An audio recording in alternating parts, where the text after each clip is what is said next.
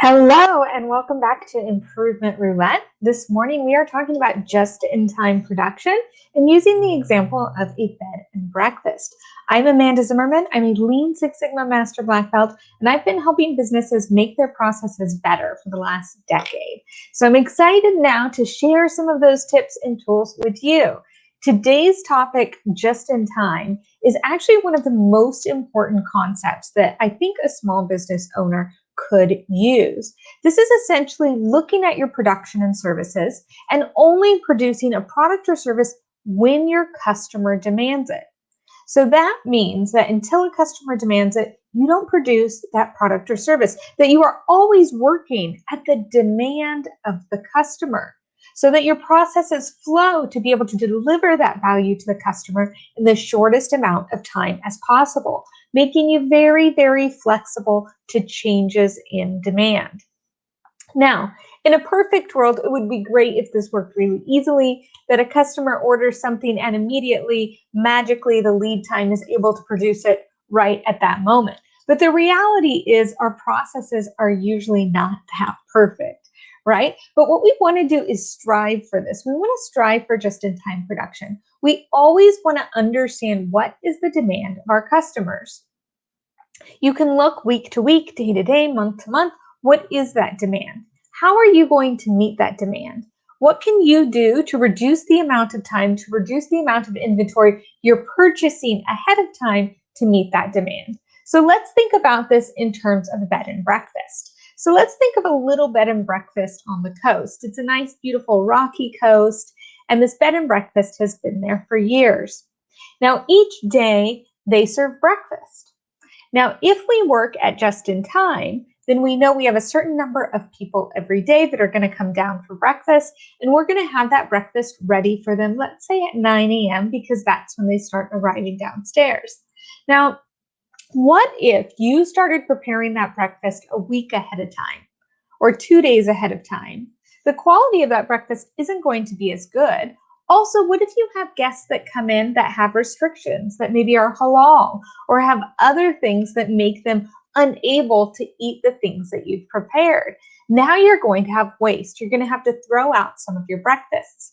Now, at some B&Bs, instead of having a continental breakfast, which sits out, they actually do more of a menu system.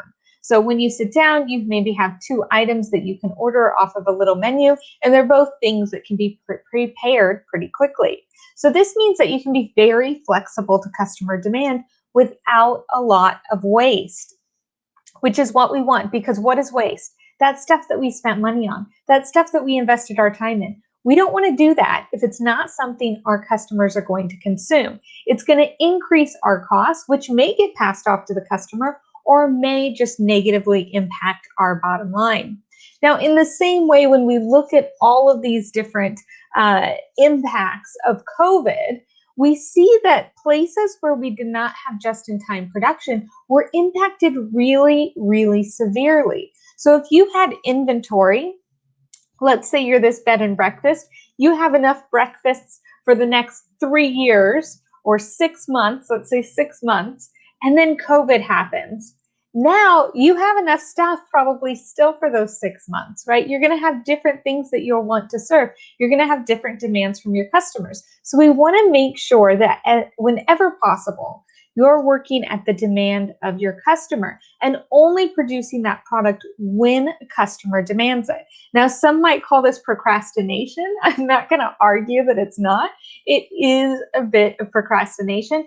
But have you ever started an assignment or a work activity last minute, and because you did it last minute, things had changed along the way, and now those things didn't affect you. You didn't have to redo your essay, or you didn't have to redo your activity, right? Because things change.